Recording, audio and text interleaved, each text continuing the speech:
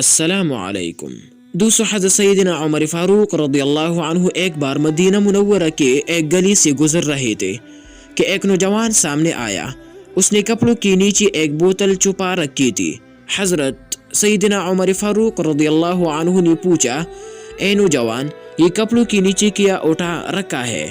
इस बोतल में शराब थी। दोस्तों, नौजवान ने उसे शराब कहने में शर्मिंदगी महसूस की। उसने दिल में दुआ की, या अल्लाह, मुझे हज़रत उमर फारूक रज़ियल्लाहु अन्हु के सामने शर्मिंदा और रुस्वा न फरमाना। उनके यहाँ मेरे पर्दापोशी फरमाना, मैं कभी शराब नहीं पीऊँगा। उसके बाद नौजवान ने अर्ज़ किया, ए अमीरुल मोमिनीन, मैं सरका की बोतल उठाई हुई हूँ। आप रज़ियल्लाहु अन्हु ने फरमाया, मुझे दिखाओ।